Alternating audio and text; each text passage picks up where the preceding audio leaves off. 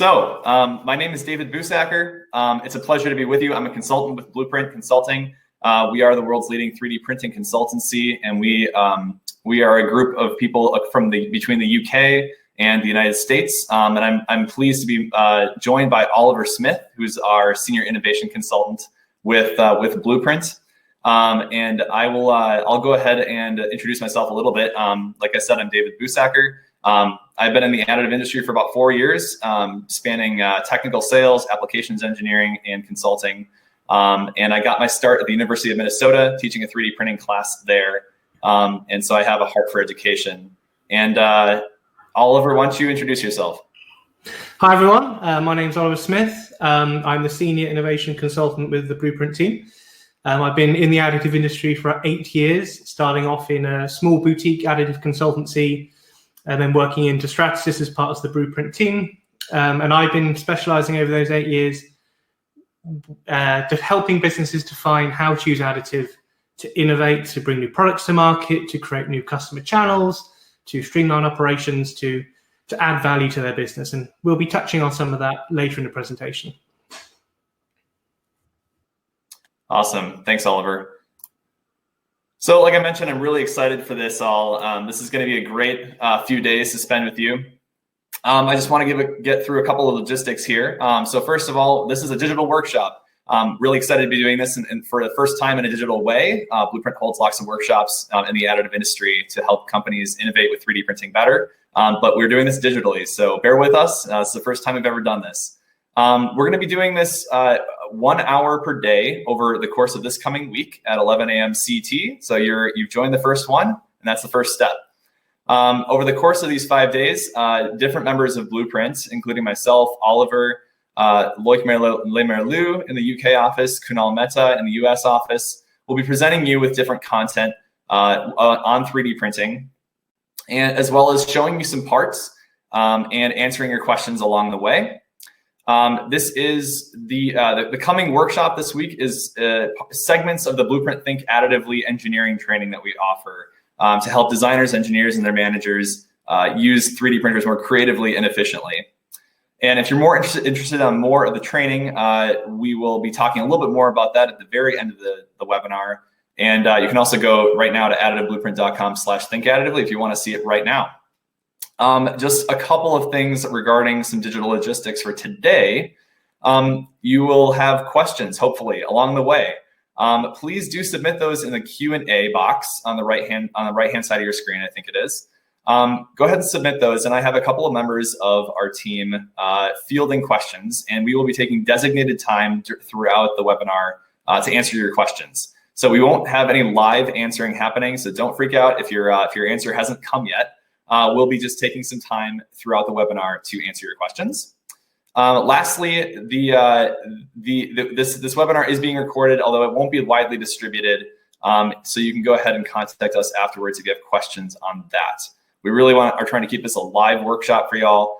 I'm also happy to report we maxed out our the attendance. But we decided to go ahead and extend the maximum attendance. So if you have coworkers interested in joining for the rest of the week, you can get them up to speed on today's session and go ahead and forward them the link to register for the rest of the sessions.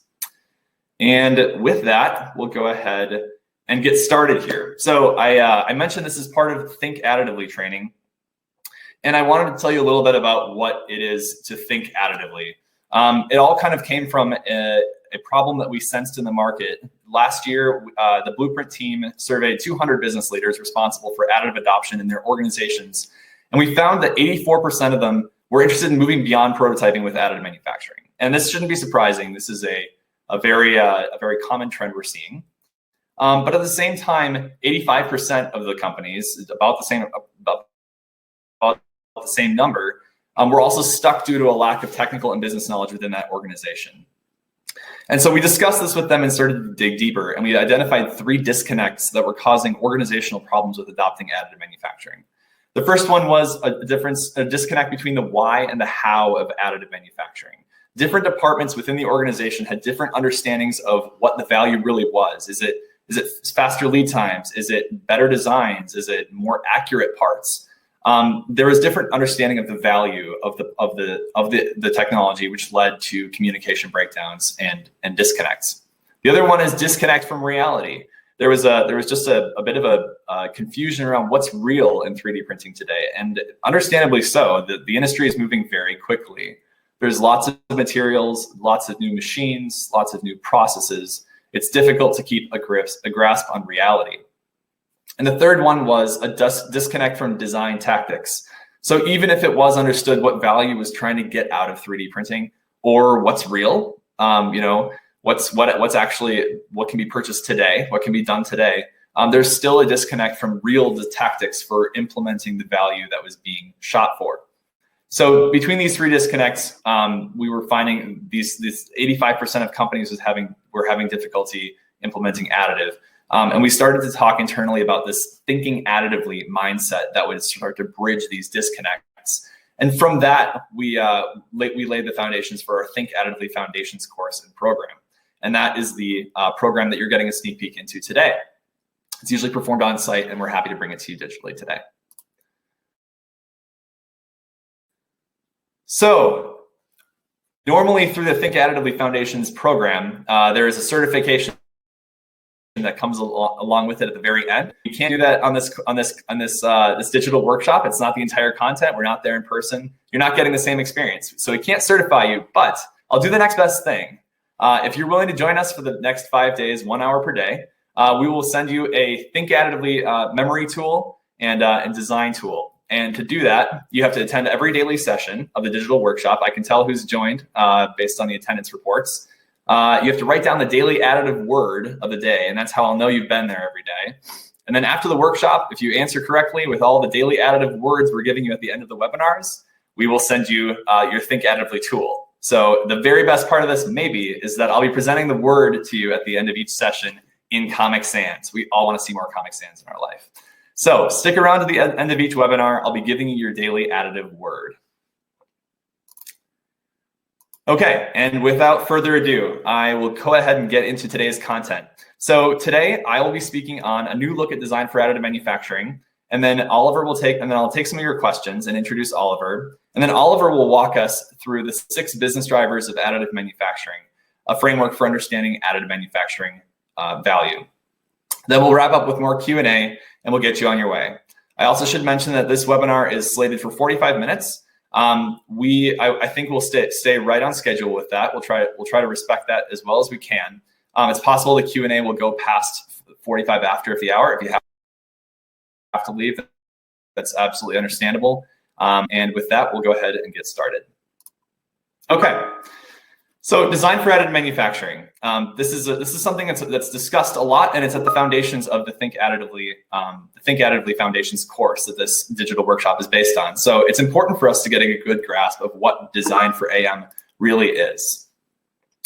Design is an enormous part of any manufacturing value chain. It's huge. It comes before the build, it comes before production and logistics. And getting design right in the beginning isn't just getting the physical geometry right, it's also setting up for success the entire rest of that part. But it really isn't that simple. Design is huge. It's full of different components and different activities associated with that. So someone involved in design will be discussing the following things. They will be trying to make the things not break, right? Trying to make sure that what's being produced isn't going to break. Making the part lighter. How do we make sure that it meets the requirements for weight, et cetera? Doing the part right, et cetera. There's many questions that are associated with designing a part, basically setting it up for success in production. And when it comes to additive manufacturing, one question gets asked over anything else. How do I design for additive manufacturing?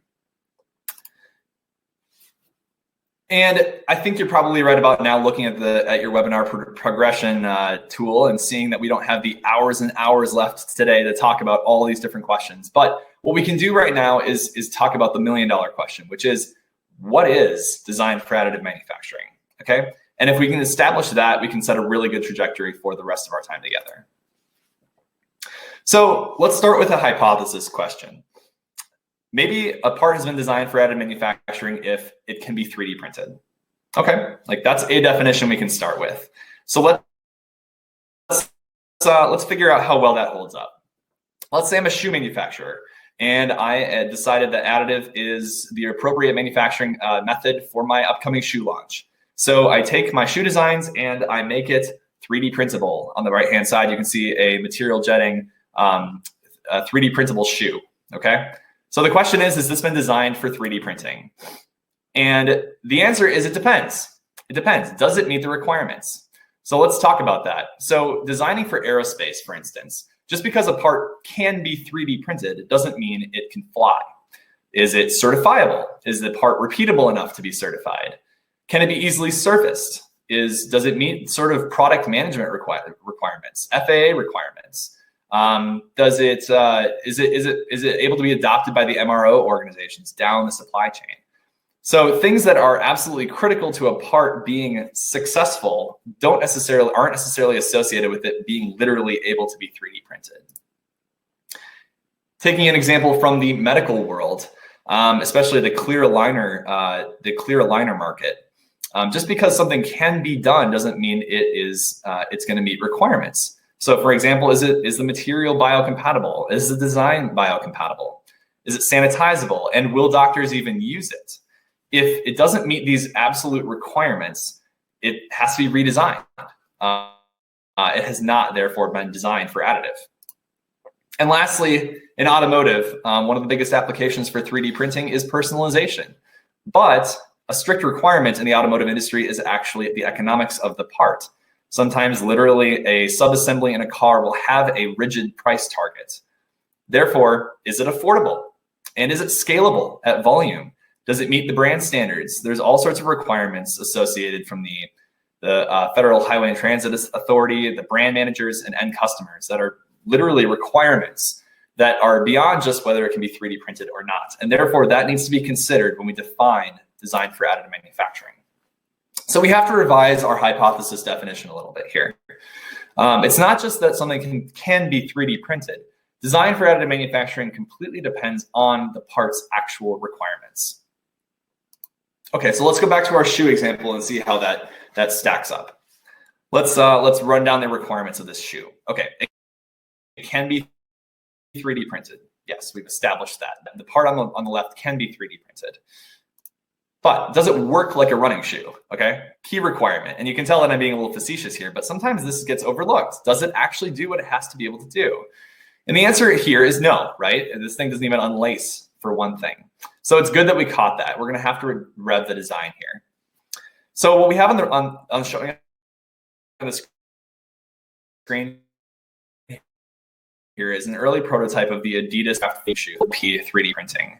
And this part actually does run like a real shoe. And a lot of the components on this particular shoe prototype are 3D printed.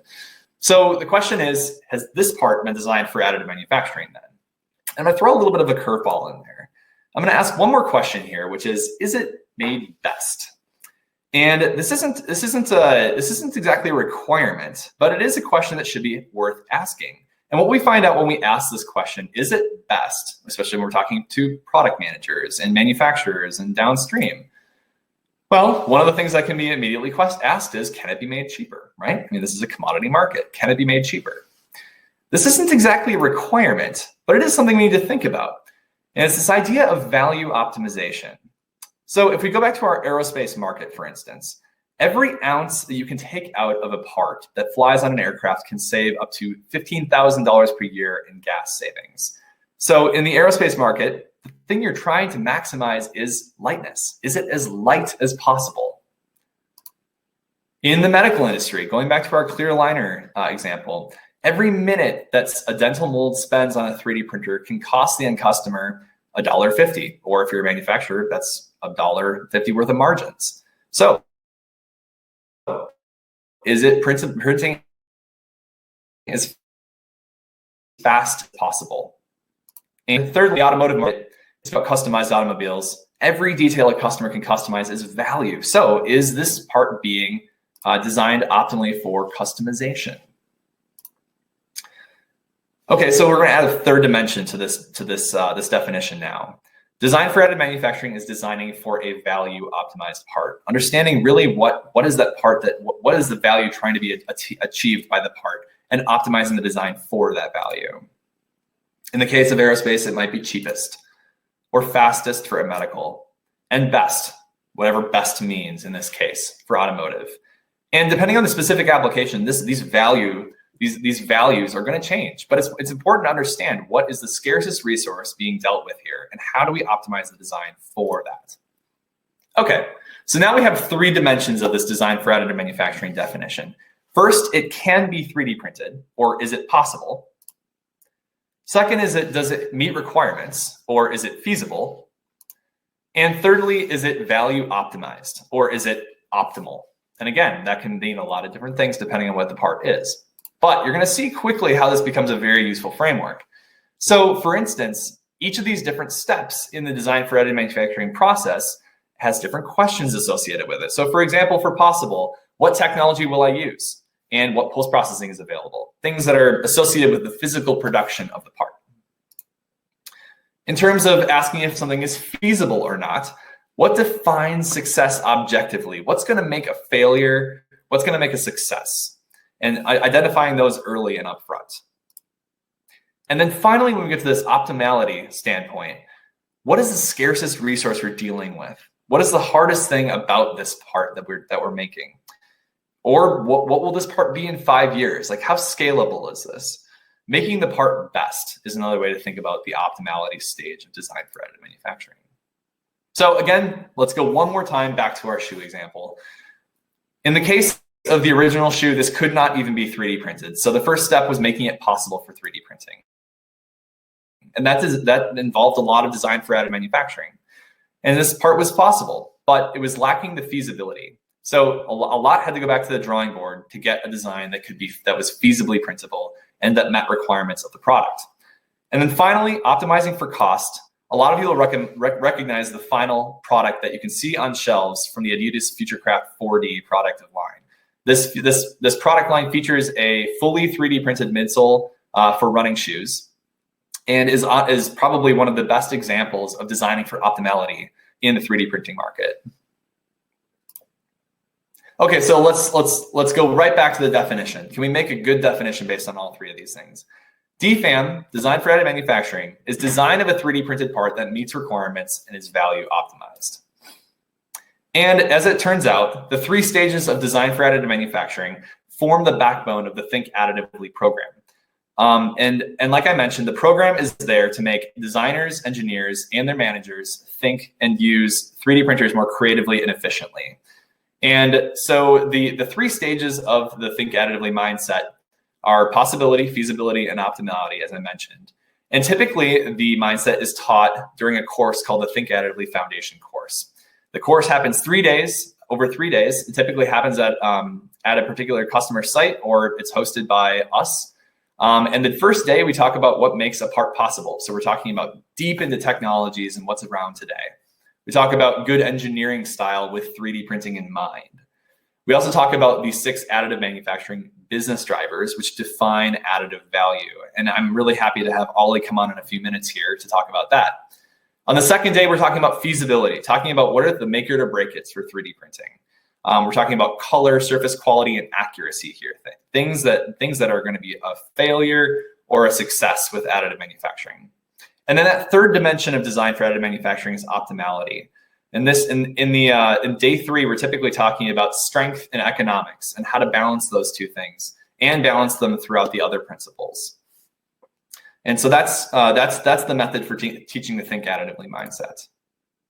Like I mentioned, you're right now in a digital workshop, and we're not able to cover all the content in this foundations course. So we're going to be taking little snippets of the course and showing you a bit of the content from each one.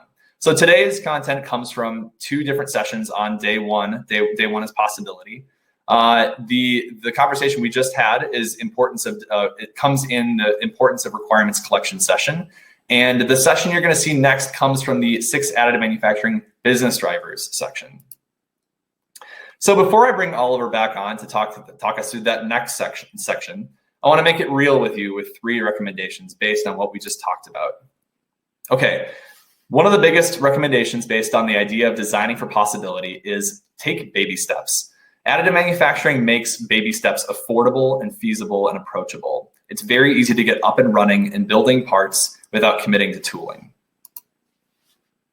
For design for feasibility, always define success and predict failure early so that we don't go into a design and have to completely redo it like we kind of just saw with that shoe example where the part had been designed for additive for one process, polyjet, and then it had to be completely redesigned for a DLP process. So always define success and predict failure early in order to avoid having to retrofit your design. And thirdly, design a part for optimality. Keep the business drivers at the forefront of any project so you know what to do with your extra design freedom. I guarantee with additive manufacturing, you will have extra design freedom available to you if you've created a good possible feasible design. And with that, Oliver, I'm glad you joined us again. Welcome. And you'll be taking us through the next section. But before we do that, I've seen some good questions coming through. And we have our Blueprint moderation team sending us good questions here. So a question from Yoni, can we share the slides afterwards? Like I mentioned in the beginning of the workshop, we won't be sharing the slides or recordings after the workshop. We're trying to keep this a live event for maximum value. If you do have questions or you have a colleague who wasn't able to make it today, why don't you send them over to hello@additiveblueprint.com and we can help them get up to speed for the rest of the workshop here. From Arun, after attending the workshop, can we get any certification from your side? Like I mentioned, certification is reserved for people who go through the entire program. And so we're not able to offer you complete certification per se, but like I mentioned, we'll give you that Think Additively mnemonic tool at the end if you're able to recall the 5 daily words that we'll be presenting at the end of each of our sessions. From Dominic, what do we need to do with the daily word? Like I mentioned, I will be sending you a request for the 5 words after this week. And if you're able to write down all 5 words, then we'll get you your mnemonic device after the event here. So you'll get an email from me requesting you to submit the 5 words to us. Okay, that's great. And I think that's all we're gonna answer right now. If we have more time at the end, I will answer more. But I want to make sure that Oliver gets some good time with Oliver because he's got a fantastic framework to show us. So Oliver, welcome back, and why don't you go ahead and take us away? Thanks, David. So just checking, am I coming through clearly, David? You sound good to me. Terrific. So just one thing before we get started. This isn't a function of very bad studio lighting. We're actually in 2 different continents. So the sun is in 2 very different places at the moment for us. So I'm dialing in from Britain, where half of the Blueprint team are situated. So I'm going to kick off with this. So as David said, my focus of this portion of the class is going to be around value. I want to talk about the value of additive manufacturing. Now, this is a conversation that can often seem reasonably simple quite a lot of the time. Until you start to scratch away at it, it can quickly turn into a long philosophical conversation about industrial revolutions, or it can just turn into a chaotic crash grab around how do we make money as quickly as possible. I would direct you to the smoldering pile of companies that try to set up a business printing iPhone cases as reference for that. So for my portion of this class, I want to give you all a simple foundation that takes out the mystery of what is the value of additive manufacturing. Now, just a quick caveat, if any of you dialed into the Stratasys webinar series starting last week, this framework will be familiar to you. So for some of you, this might be a bit of a refresher, but I think you can never be refreshed quite enough. So let's set the stage of this. Why is this a pressing need? Why is it a pressing need for us to talk about the value of additive manufacturing? This is a DFAM course, isn't it not? It's supposed to be technically focused. Well, David referenced these numbers earlier on. A survey of 200 CEOs of SMEs across North America were asked 2 questions. The first was, how far along are you in your journey to additive adoption, from not started and not interested to fully integrated core technology to our value proposition, to our product, to our process? 84% of them, a staggering majority of them, came back as saying that we're at prototyping, but we want to go further. We want to progress beyond that. We actually want to create either reduce costs or grow revenue with this technology. Now, the barrier to this, to most people's assumption, are some typical boogeymen. They're the usual suspects. And they are money and machines. It's, oh, the machines are too expensive. They can cost upwards to, if we're looking at metals machines, $1 million. Or the materials are very expensive. Or the parts produced off these systems are not cost parity or cheaper than our current production process. So it's not working. The ROI isn't working. We can't make it cheaper. And that's typically the reason why most people are turned off and why most businesses fail at the very first hurdle to make 3D printing work in their business. But these 200 CEOs were asked a second question. What is stopping you? And again, a resounding majority came back, 85%, said that it's knowledge. Now, this knowledge breaks down into two categories. It's technical understanding. It's an ability to understand how we design for the technology to work around the limitations and how we design for the technology to utilize the benefits, which will be the thrust of this entire week-long Think Additively course. But a significant part of that knowledge gap was also business acumen. It was, we don't understand how to define the value of this technology. We're trying to use it as if we were to use injection molding or machining or conventional technologies, but it's just not adding up. It's not working. What are we doing wrong? How do we define the value of this? And here's the rub, unfortunately. Most of us are technically minded folks, certainly in the 3D printing industry where I'm from, but usually people that handle this technology within a business at the engineering level, whether it's the prototyping shop, a tooling shop, wherever, we're focused on technological capability, on layer heights, on extrusion speed, on material cost, on porosity. That's not the value of 3D printing. That is a feature of 3D printing, and sometimes that can be a very valuable feature, but it's not the value. The value is a business case, and this is very basic stuff to most of us, but it's something that we can quite often overlook and get distracted by a very sexy machine. So this is the issue that we're facing. So how do you build a business case without clearly understanding the business value? Now, the reason this is relevant to our Think Additively course is this. There exists a disconnect between engineering and executive.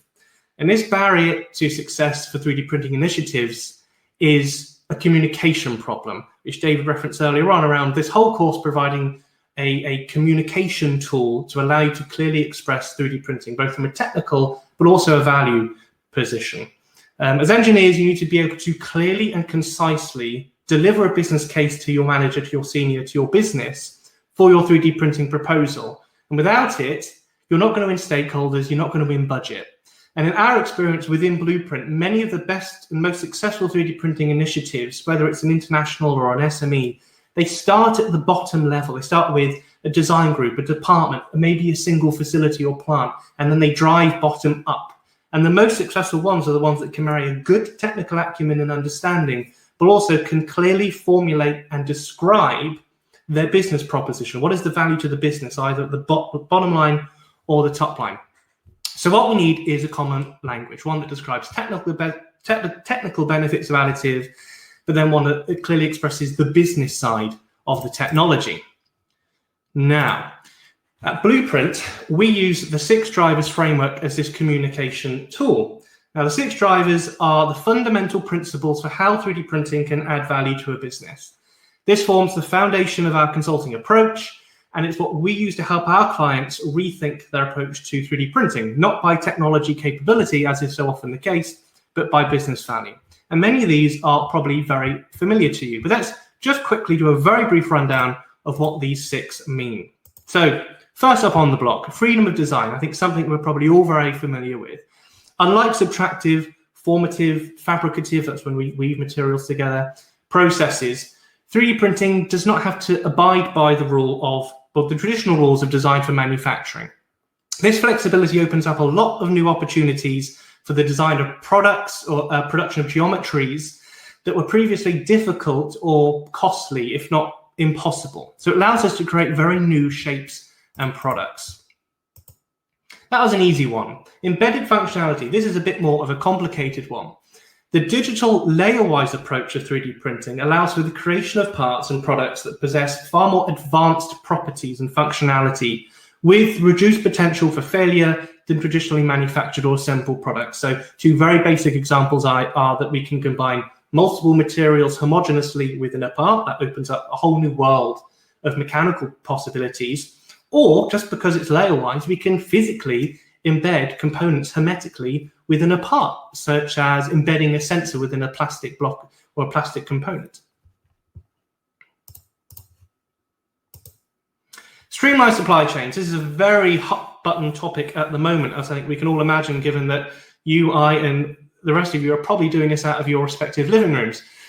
As a digitally driven manufacturing process, 3D printing can produce parts on demand, allowing for the radical rethink and reconfiguration of how companies structure their internal processes, their distribution channels, and their supply chain. So now that we can produce parts on demand within essentially a black box, we can totally reconfigure what our traditional supply chains look like, how we structure our business and our production processes. The fourth one, hyper-personalization. Again, something we're probably familiar with, but let's just put a moniker on this one. As a manufacturing process, 3D printing does not suffer from the effects of economies of scale. Obviously, there are some caveats there, which David will get into, but as an all-round rule, it does not suffer from economies of scale, meaning that personalization of products can transition away from the realms of either very high-cost, niche, and premium, but to becoming a much more fundamental differentiator that's accessible for a much broader portfolio of products, from surgical equipment to heavy manufacturing equipment components, through to consumer products. What was previously off the table because of price is now on the table, and this allows us to differentiate ourselves as a business in a competitive market, but maybe also improve the functionality of our goods for our customers. Low volume manufacturing, pretty simple one for us to get our heads around. 3D printing produces parts directly from digital data without any need for tooling, meaning there's no to little or any capital cost, I should say, difference between 3D printing a batch of 1 or a batch of 1,000 within a single production run. Again, some caveats to this, but as a rule, that holds firm. Whereas a one part will cost the same piece part cost as it would to print 100. And finally, life cycle sustainability. This is the most nuanced of all the 6 drivers. From minimizing production waste by producing more geometrically optimized parts, to prolonging the useful life of products within a system by eliminating the risk of obsolescence. 3D printing can reduce negative environmental impacts while simultaneously growing the bottom line. So not only is this good for business, it's good for the environment as well. So that was very much a whistle-stop tour of the framework. And behind those 6 drivers, there are 50 tactics. And these are 50 ways in which 3D printing is allowing organizations to innovate, reconfigure, and streamline both their products, their processes, and their business models. Now, this framework can act as both a map and as a menu. As a map, it allows us to easily explore and understand the landscape of 3D printing, what it can achieve, and how it can be implemented to drive growth and eliminate costs. But it can also be used as a menu of options for allowing businesses to assess and select and combine many of these 50 tactics together to form more robust business cases, not one that simply relies on one benefit of 3D printing, but a more rounded out and nuanced proposition that involves many different aspects of 3D printing. So this is the framework that we want you to use to consider when you're discussing and evaluating how does 3D printing add value to the business. This is a fantastic tool. There's lots of resources and a book available on the Blueprint website, so I direct you to go there and download that and have that asset with you throughout the rest of the course. But I feel that learning is best done in practice. So let's apply this framework to a very well-known case study and see how it works, see how it can be used, and in doing so, demonstrate how it can be used by yourselves to build a better additive business case. And once you've got the business case down, you can then move on to truly start thinking additively. So I'm pretty sure this is probably, will go down in history as one of the most nebulous, but one of the most well-recognized lumps of metal in history. I'm sure you've all recognized this part. It is, of course, the infamous GE LEAP engine nozzle, the brainchild of CFM International, the consortium of Safran and GE Aviation. Now, a highly advanced fuel injector nozzle with 14 elaborate non-linear fluid passages only achievable by 3D printing, taking 8 years to go from design to full production. And it is a consolidated assembly of 18 pieces down to the one chunk of metal that you see before you. Now, clearly, and what is often reported, the business case, the success story behind this was that they consolidated 18 parts down into one. Now, clearly, that was a success for GE Aviation and Safran, because they then decided to then look at to redesign their first clean sheet turboprop engine. These are the engines that go in small aircraft like a Cessna. They decided with their first clean sheet design in 30 years that they would build on additive and they'd build on this success of assembly consolidation. But this new generation of Cessna engines puts the LEAP engine example to shame, using 3D printing to redesign the engine assembly from 855 traditionally manufactured components into just 12 3D printed parts. There's a 98% part count reduction. This is the LEAP engine nozzle on acid. So clearly, assembly consolidation is a very strong business case. But is that all that's going on here? Is that truly the business case, or is GE playing a much smarter game here? So to dissect this case study, let's use the 6 drivers framework to see if we can get under the skin of this thing and understand what's really going on, because then by learning how they did it so well, we can replicate their success in our own industries. So Paul Corky, the GM of the turboprop program, there is no engine like it in the world. This is a game changer. So let's see how it's a game changer. So number one, no awards for guessing this one: assembly consolidation and part reduction, which is one of 50 tactics. Of course, comes into play. 98% fewer parts in this engine. That has many benefits, from fewer points of failure within the engine to a more miniaturized system potentially, because you're stripping out, or shall I say, you're consolidating assemblies into more effective systems. But is it assembly and consolidation full stop? No. Just on freedom of design, there is a lot more going on here. They've managed to lightweight many of these components because they can topologically optimize the design, something that David Busak will get into later in the course. And by doing so, they could reduce the weight of this engine by 5%. Okay, next, biomimetic structures. This is a bit more of an odd tactic at play. What is biomimetic structures, you might ask? Simply put, biomimicry is when we, as designers, engineers, as humans, copy designs found in nature, because those designs are incredibly efficient. There is no better designer than nature. Everything is beautifully optimized for strength to weight ratio. Now, the C-sump housing, the large conical component at the front of this engine, is draped in a lattice structure, and that lattice structure is actually based on the geometry of plant cells, because these have the best strength to weight ratio within nature. So what they've done is they've looked at nature and replicated that design on the engine, and that could have been achieved by machining, but it's more effective to do this by 3D printing, because 3D printing doesn't penalize cost. So it's not just design at play, however, in this engine. There is also a supply chain component to this success story, and that is process displacement and supply chain compression. So 35% of this engine is 3D printed in-house, reducing the serialized part count to 35. Now, this idea of consolidating your supply chain, displacing processes, and bringing things in-house is a very popular idea. And for GE, this goes exactly in line with their vertical integration strategy they set out in 2016, which is to bring more production in-house to take away valuable IP and risk out of their supply chain. And I think they were probably ahead of the curve. They had the right mindset if we look in today's aerospace supply chain, which is in absolute chaos. So clearly this is a big pressure for them. And I think going forward, this will be a very popular business case for 3D printing. But there's more. There's also a low volume manufacturing component to this business case. Increased design change responsiveness, one of the 50 tactics. Now, additive allows for greater number of design iterations and certainly iterations within design, but changes to the production design as well in a compressed time frame, because we're not committed to tooling.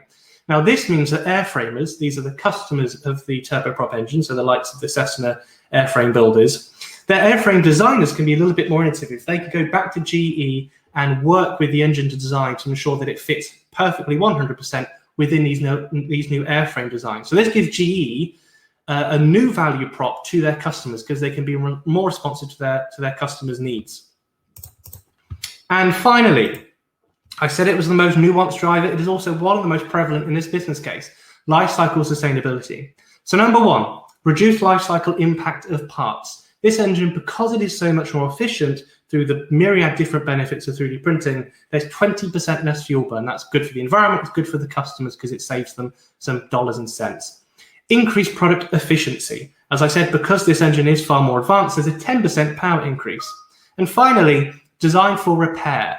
Assembly consolidation and better overall design enables more cost-effective preventative maintenance procedures. There are less points of failure, the system's more advanced, it's consolidated assemblies, fewer parts just to simply break, means that the airframers and customers have a lower cost in preventative maintenance because there is less to go wrong.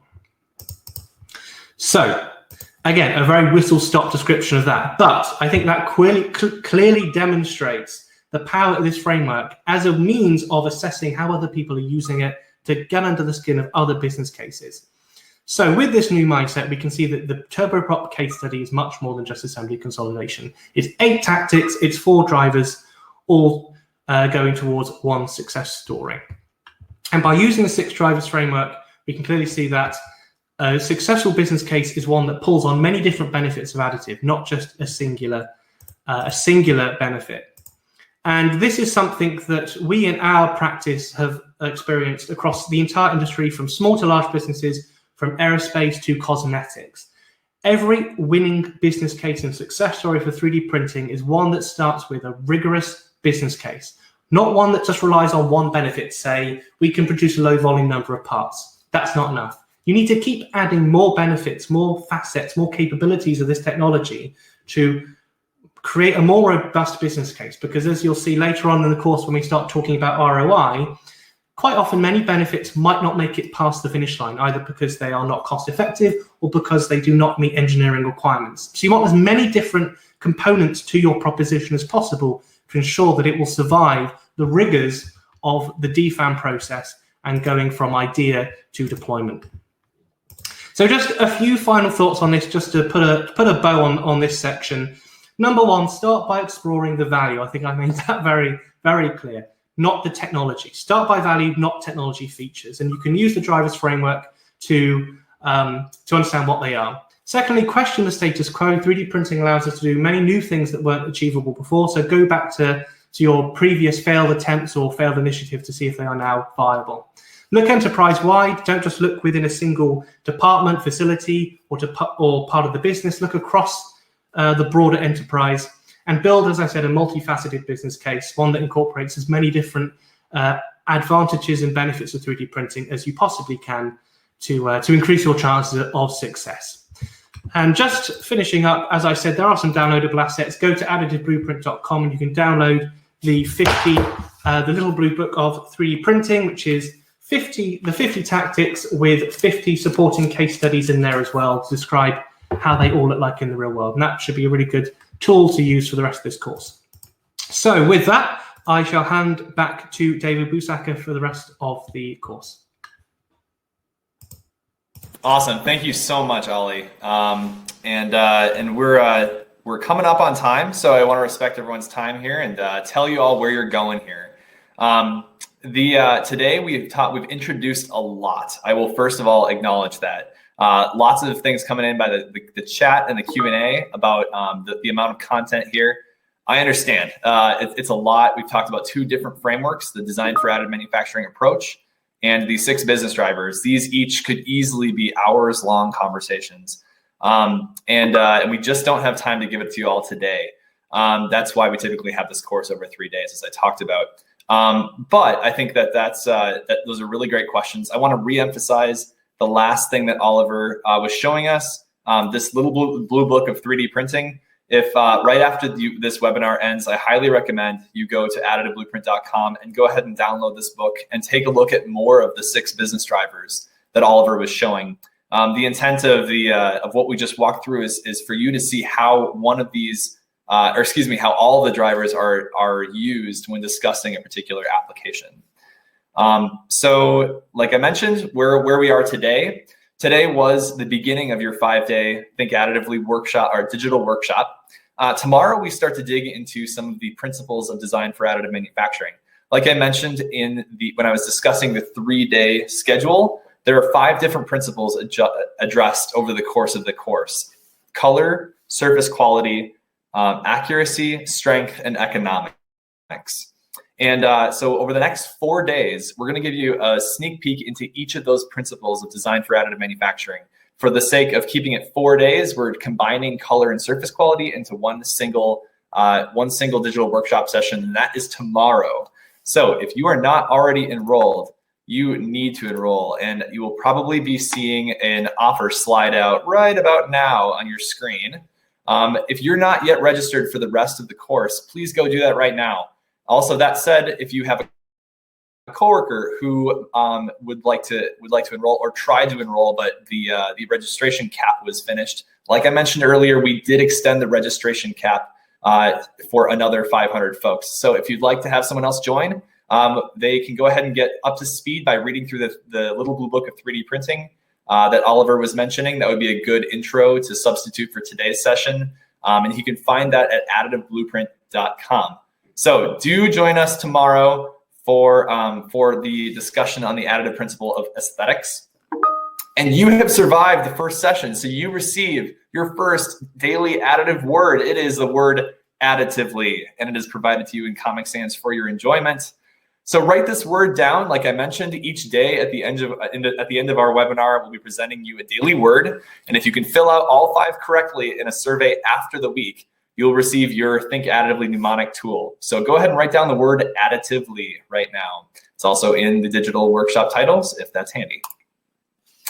And with that, I want to go ahead and go into a couple more questions here. I know that we are about 7 minutes past the 45-minute mark. If you have to drop off, that's okay. But I do want to get to a couple more questions.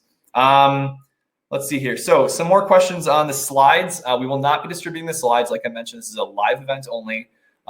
So that has been answered. Srinidhi, what can we call the design modification process when we were just changing the conventional design as per thumb rules of 3D printing? Love this question. Love this question.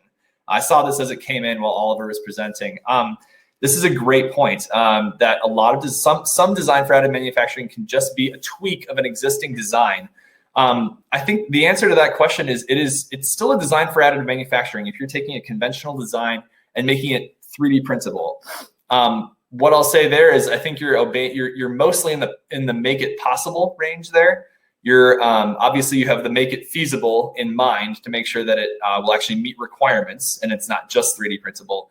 But it's rare that taking and tweaking a conventional design is truly making it optimal. And so it does match some of the design for additive manufacturing components, but it's not the whole deal. Typically, designs need to be thought from a requirements and optimality standpoint to truly achieve good additive value. I love that question. Thank you. We had some questions about the material, the GE nozzle. This was a metal powder bed fusion solution. I believe it was chromoly that it was printed in, or a nickel alloy. I don't have the specifics on that per se, unless Oliver does. And Oliver, feel free to cut me off if you have that. The GE Leap nozzle was a titanium aluminate material, which is because GE have bought Arcam, they've worked to create a slightly unique material, titanium, for their application. Great. Thank you, Oliver. One more question. Since the 3D printing technology is itself continuously evolving very rapidly, how do we mitigate the obsolescence within machines, software, and raw materials when planning to invest in a 3D printing machine? Wow. Do we have another 30 minutes to talk? Great question. I think that my short answer to that, Oliver, I don't know if you have another thought on mitigating obsolescence in machine purchasing and technology investment. My 2 cents is that the technology is moving fast, but a lot of the development being done in the additive manufacturing space is being done in partnerships between users and manufacturers. So if you're a user looking to invest in 3D printing, you're best to get in now. and actually help the technology developers be pointed in the right direction. There's a very symbiotic relationship, especially in the additive world, between the users and the providers. Great. That is where I'm going to draw the line at the questions right now, because I think it's all we have time for. I want to mention just quickly what you do get in the full course. Like I mentioned, we don't have time to talk through everything in this course. I'll just go very briefly through this. The full course content goes much deeper into the business drivers, and we discuss a lot more about what DFAM definition really means for the design process. There's really no substituting the in-person experience, like I mentioned. We're just two little squares on your screen. And I promise Oliver and I have much more to us now. And so there's really nothing to substitute, especially on the client side. Having people in a room, we have a very interactive workshop that is the typical 3-day course. And we also have 60+ 3D printed parts that we use as case studies.